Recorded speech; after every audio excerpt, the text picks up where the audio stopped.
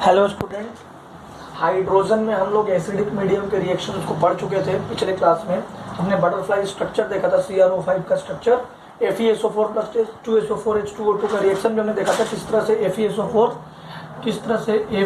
FeSO4 यहाँ +2 से H2O2 के प्रेजेंस में और एसिड के प्रेजेंस में Fe2SO4 होल थ्राइस, मतलब किस तरह से ये क्या हो गया, ऑक्सीडाइज हो गया। आज हम लोग बच्चों पढ़ने जा रहे हैं reactions of H2O2 in alkaline medium. Alkaline medium में H2O2 के रिएक्शंस को हम लोग पढ़ने जा रहे हैं। तो ध्यान से सुनिएगा बच्चों, H2O2 + 2 इलेक्ट्रॉन गिव्स H2O। ये H2O2 को ब्रेक कीजिए, H2O प्लस H2 में टूट जाएगा, O2 में टूट जाएगा, दोनों बातें बराबर ही है। ठीक है, अब देखिएगा, मान क्या लीजिए ये बेंजीन है ही, NaOH प्लस H2O2, ये देगा फेनोल, ये क्या दिया, phenol. First reaction, second reaction 2CrOH whole thrice plus 4 NaOH, ये मैं इसके साथ लिख रहा हूँ 2H2O2, ये देता है 2Na2CrO4 प्लस 2H2O। देखते जाइएगा, सारे रिएक्शंस को ईजिली आप समझ सकते हैं। अल्केलाइन मीडियम में ऑक्सीडाइजिंग एजेंट की तरह कैसे काम करता है आपको ईजिली समझ में आ जाएगा। थर्ड, MnSO4 प्लस NaOH, देखिए यहाँ Mn पे +2 चार्ज है, अब +4 में ये कन्वर्ट हो जाएगा H2O2 के प्रेजेंस में।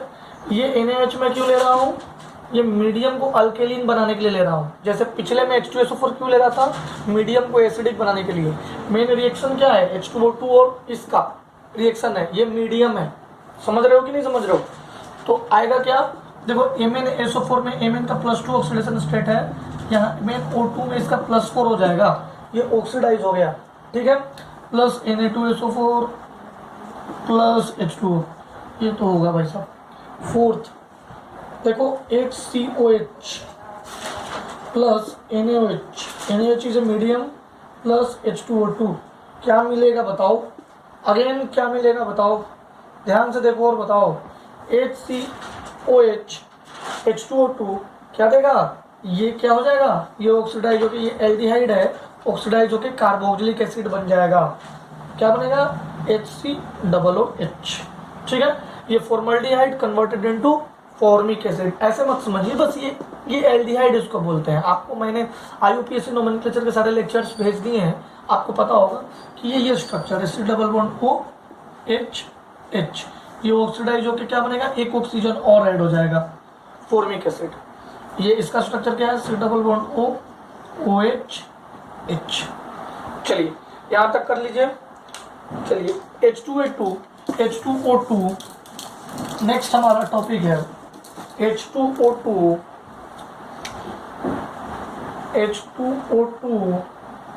acts as reducing agent। H2O2 acts as reducing agent। देखिएगा, because it takes O2 from strong oxidizing agent,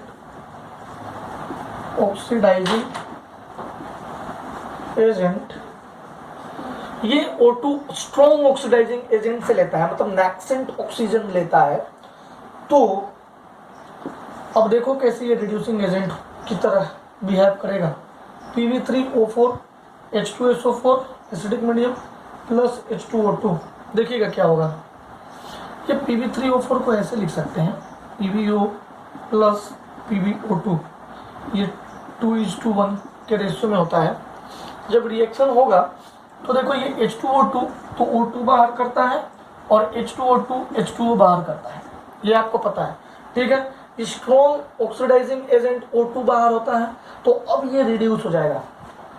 अभी इसका +4 है, +4 नहीं है, देख लीजिए क्या है, इसका 3 और 4, आप ऑक्सीडेशन स्टेट निकाल लीजिएगा, 8/3 आएगा इसका ऑक्सीडेशन स्टेट। रिड्यूस होकर क्या बन जाएगा बच्चों, रिड्यूस होकर बन जाएगा PbSO4 ऑक्सीडेशन स्टेट +2। ठीक है, कर लेंगे, कोई दिक्कत है नहीं। अब 2-3 एग्जाम्पल और देख लीजिए। Pb3O4 plus HNO3 plus H2O2। भैया ये H2SO4 की जगह पे हमने क्या ले लिया, HNO2। फिर कोई दिक्कत आएगी क्या, वापिस से ये Pb2 प्लस में ही आएगा और NO3 इसके साथ आ जाएगा। NO3 पे 1 चार्ज होता है तो PbNO3 आएगा और O2 प्लस H2O तो बाहर आएगा ही, ये दोनों तो बाहर आएंगे ही H2O2 की वजह से, O2 प्लस H2O, और NO3 की वजह से यहाँ PbNO3 होल ट्वाइस आ गया। ठीक है, अब मान लो KMNO4 plus H2SO4 plus H2O2 और MnO2 plus H2SO4 plus H2O2। ध्यान से देखिएगा, ये रिड्यूसिंग एजेंट के रिएक्शंस हैं। देखिएगा MnO4 H2SO4 ये क्या बना देगा, MnSO4। ये +7 से +2 रिड्यूस हो गया। बाकी तो तुम्हें भी पता है यार, O2 प्लस H2, इसमें तो कोई संदेह है ही नहीं। अब MnO2 क्या बनाएगा, वापिस से MnSO4 बनाएगा। ठीक है, वापिस से MnSO4 बनाएगा। अच्छा, ये एक K भी है, यहाँ पे K भी है तो यहाँ K2SO4 भी बनेगा, K2SO4 भी बनेगा। इसकी की वजह से ये K भी इसके साथ रिएक्शन करेगा और Mn भी इसके साथ रिएक्शन करेगा, MnSO4। MnO2 में तो बहुत सिंपल है यार, MnSO4 plus O2 plus H2O, MnSO4 plus O2 plus H2O, तो बहुत ईजी है। तो आप देख लीजिए कि जैसे ही H2O2 एक्ट करेगा रिड्यूसिंग एजेंट की तरह, तो इससे O2 और H2O लिबरेट हो जाएगा। जब O2 H2O निकलेगा तो ये वाला कंपाउंड इसका वाला अनायन ले लेगा, एसिड वाला अनायन। जब ऐसा होगा तो आप देख लीजिए कि सब जगह रिडक्शन हो रहा है, बहुत इजी है। अब देखो रिड्यूसिंग एजेंट हम एसिडिक मीडियम में देख चुके हैं। देखो ये सारे मीडियम्स क्या थे, reducing agent in acidic medium. अब हम देखने जा रहे हैं acts as reducing agent in basic medium. तो इसका स्क्रीनशॉट ले लीजिएगा पॉज करके। Acts reducing agent in alkaline medium, reducing agent in alkaline medium. देखिएगा अल्कालाइन मीडियम क्या है, K3FeCN6 plus 6KOH plus H2O2। KOH क्या है, ये मीडियम बता रहा है, मीडियम क्या है, अल्कालाइन मीडियम। कोई दिक्कत है। अब ये क्या होगा, ये क्या होगा, ये तो कुछ नहीं होगा क्योंकि ये कोऑर्डिनेशन बॉन्ड बना हुआ है, तो इसके साथ हम कोई छेड़छाड़ नहीं करेंगे। होगा छेड़छाड़ इसी के साथ होगा। अब सोचो जरा कि ये रिड्यूसिंग एजेंट की तरह काम करना है, यानी कि इस पे एक इलेक्ट्रोपॉजिटिव ऐड कर दूं क्या, लो कर K4FeCN6। देखो कितना शालीनता से हमने बनाया। रिड्यूसिंग एजेंट की तरह ये काम कर रहा है H2O2, यानी कि ये जो है उसका रिडक्शन होगा। रिडक्शन कराने के लिए इनमें हम छेड़छाड़ नहीं कर सकते, जो भी कर सकते इसके साथ कर सकते। तो ये K3 है, ये इलेक्ट्रोपॉजिटिव है। इलेक्ट्रोपॉजिटिव का रिमूवल ऑक्सीडेशन होता है और इलेक्ट्रोपॉजिटिव का एडिशन क्या होता है, रिडक्शन। ये हमने रिडक्शन और ऑक्सीडेशन में बहुत सारे थ्योरीज थे, वो हम पढ़ चुके हैं। तो K4FeCl6 plus H2O plus O2। ये H2O और O2 बहुत कॉमन है, देख लीजिएगा। जितने भी रिड्यूसिंग एजेंट्स के एग्जांपल हैं, जो भी न्यूट्रल मीडियम हो, एसिडिक मीडियम हो, कुछ भी हो, H2O और O2 तो बाहर आएंगे ही आएंगे। अब मान लो मैं बोलूं न्यूट्रल मीडियम करके दिखाओ, न्यूट्रल मीडियम में आप रिडक्शन करके दिखाओ, तो Cl2 plus H2O2 gives 2HCl plus O2। ठीक है, अब देखो KiO3 प्लस H2O2 क्या मिलेगा कि KiO4 sorry O4 plus H2O2 क्या बन जाएगा KiO3, एक ऑक्सीजन निकल जाएगा plus H2O plus O2 plus H2O plus O2। यहाँ पे H2O2 H डायरेक्ट Cl से रिएक्ट कर गया है, ठीक है। 2O3 ये तो बहुत फेमस रिएक्शन है। 2O3 ओजोन हाइड्रोजन पर ऑक्साइड के साथ रिएक्शन करेगा, H2O2 plus H2O plus O2 बाहर करेगा, ठीक है। PbO2 अब ऐसे ढेर सारे रिएक्शन बना सकते हो, प्लस H2O2 ये PbO2 और ये PbO में कन्वर्ट हो जाएगा, रिड्यूस हो गया, प्लस H2O प्लस O2। कोई दिक्कत है तो बोलो, नहीं हो गया। चलो तो हम लोग यहाँ तक कर चुके हैं। अब हम लोग ब्लीचिंग एक्शन ऑफ H2O2 देखेंगे। ब्लीचिंग एक्शन आपको पता है ना कि ब्लीचिंग एजेंट कौन है, CaOCl2 ब्लीचिंग पाउडर नो। तो ब्लीचिंग एक्शन H2O2 का ब्लीचिंग एक्शन हम लोग देखने जा रहे हैं। मैं इसे मिटाता हूँ, इसको नोट डाउन कर लीजिएगा, ये सारे रिएक्शंस बहुत इंपॉर्टेंट हैं। और देखिए याद, रिएक्शंस को याद एकदम नहीं किया जाता है, रिएक्शंस के फॉर्मेट को समझने की कोशिश कीजिए, उसका ऑक्सीडेशन स्टेट किस में जा रहा है वो समझने की कोशिश कीजिए, याद करने पे मत जाइए, ठीक है। Bleaching action of H2O2, bleaching action of H2O2। Bleaching मतलब आपको ही पता है, ब्लीचिंग मतलब धोना, कपड़े धोना या ब्लीच करना, मतलब कॉटन को ब्लीच किया जाता है जब बनाने से पहले उसके फाइबर्स को। तो यानी कि कलर्ड क्लोथ्स है हमारे पास, कलर्ड क्लोथ्स हमारे पास क्या है, कलर्ड क्लोथ्स का अगर मैं ऑक्सीडेशन कराऊंगा, ऑक्सीडेशन, तो ये कलरलेस हो जाएगा। यही इसका ब्लीचिंग एक्शन है। ब्लीचिंग मतलब कहीं ना कहीं चीज़ें कलर से रिलेटेड हैं, ये आपको ध्यान में रखना होगा।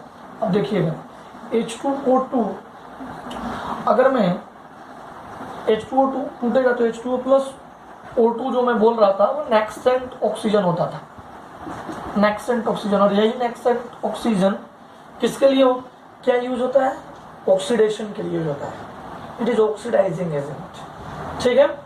तो because of this nascent oxygen, because of this nascent oxygen H2O2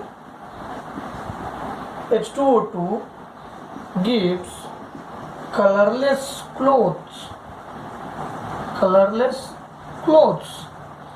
इसके पास जो नेक्सेंट ऑक्सीजन है वो ऑक्सीडाइज कर देता है कपड़ा को, और कपड़ा को कलरलेस बना देता है, ठीक है। आइए अब हम लोग पढ़ते हैं तो most important thing, test for H2O2। हम लोग पढ़ने जा रहे हैं बच्चों टेस्ट करके हम कैसे पता करेंगे कि H2O2 है इसमें, या H2O2 से का टेस्ट किस चीज़ से किया जाएगा। तो पता चलेगा कि ये जो H2O है, H2O2 है, D2O क्या है, मतलब पता कैसे चलेगा कि H2O2 है। टेस्ट आपको भी पता है, तो चलो टेस्ट फॉर H2O2। अब वापिस से डब्ल्यू टेस्ट की बात होगी तो रिएक्शन की बात होगी। टेस्ट में first reaction PbS lead sulphide को अगर मैं H2O2 से रिएक्शन कराऊंगा तो ये PbSO4 बन जाएगा, लीड सल्फेट बन जाएगा। किसका किससे रिएक्शन कराया मैंने, PbS का H2O2 से रिएक्शन कराया, तो क्या मिला मुझे, लीड सल्फेट। और ये क्या होता है, ये सॉल्ट होता है, ठीक है। अब देखिए सेकेंड रिएक्शन, अगर मैं टाइटेनिक एसिड का H2O2 से रिएक्शन कराऊंगा तो हमें मिलेगा Titanic salt plus H2SO4।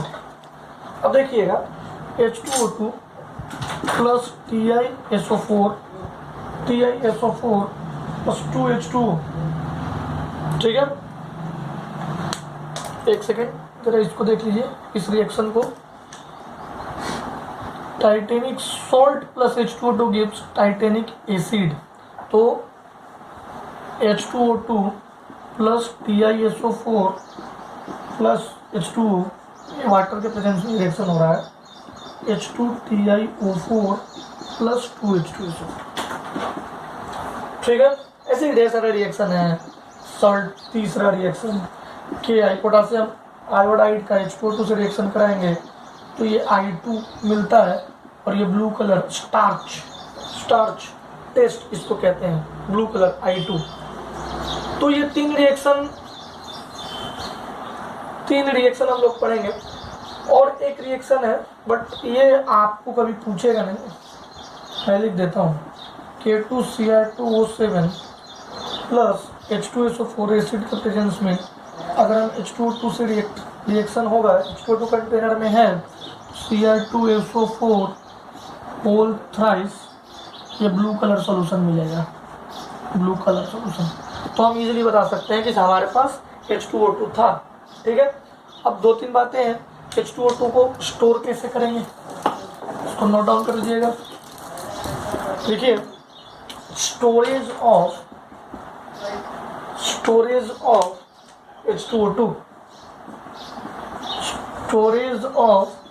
H2O2 is done in bottles or container having wax lining, मोम का लाइनिंग होना चाहिए, एंड हैविंग निगेटिव कैटलिस्ट होना चाहिए। निगेटिव कैटलिस्ट आपको मैंने सरफेस, बच्चों आप 11th क्लास में निगेटिव कैटलिस्ट आपको नहीं पढ़ना है, 12th में सरफेस केमिस्ट्री में आप पढ़ोगे कि कैटलिस्ट सिर्फ रेट ऑफ रिएक्शन को बढ़ाता ही नहीं है, घटा भी देता है। आप H2O2 को देखो, H2O2 जो है वो स्ट्रॉन्ग रिड्यूसिंग एजेंट की तरह भी काम कर रहा है और ऑक्सीडाइजिंग एजेंट की तरह भी काम कर रहा है। तो अगर मैं इसमें निगेटिव कैटलिस्ट डाल दूंगा तो इसके रेट ऑफ रिएक्शन को ये कम कर देगा, न बहुत तेज कर देगा न कम, न बहुत, इसका मतलब मीडियम भी नहीं रखेगा, पूरे कम कर देगा, जिससे कि रिएक्शन प्रोसीड ही ना करे। तो अब मान लो मैंने ऐसे कंटेनर में H2O2 रख दिया जहां वो रिड्यूसिंग एजेंट की तरह काम कर गया, तो फिर रखने का फायदा क्या हुआ। ठीक है, अब देखिएगा, अब इसमें और कौन कौन से चीज में इसको रख सकते हैं, जैसे urea, sodium arsenate,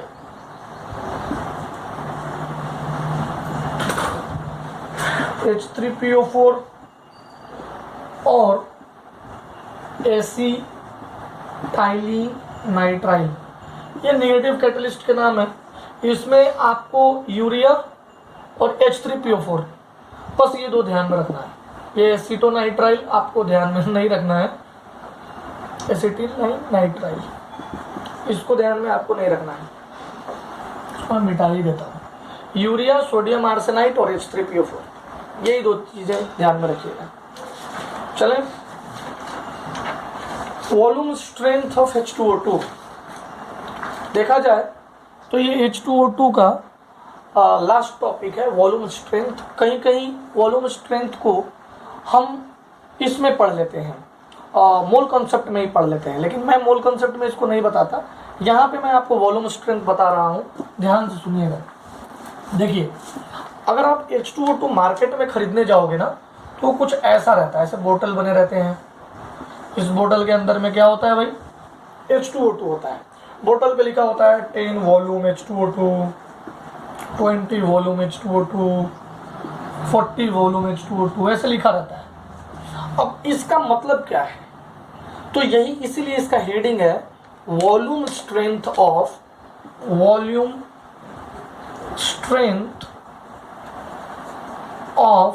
H2O2।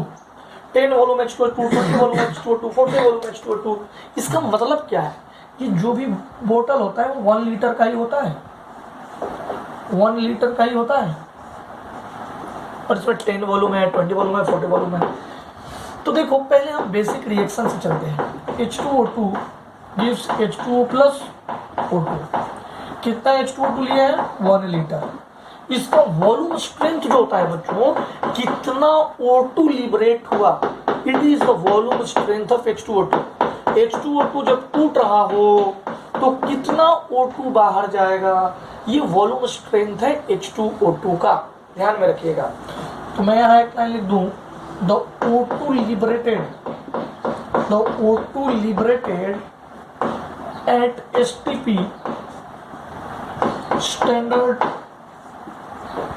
Temperature and pressure क्या है भाई 273 केल्विन और 1 atm is called as volume strength of H2O2। अब 10V मीन्स क्या होगा बताओ? 10V means 10 litre O2, 10 litre O2 liberated. सोचते जाओ 20V मतलब 20 लीटर O2 लिबरेटेड, 40V मतलब 40 लीटर O2 लिबरेटेड। समझ में आ गया?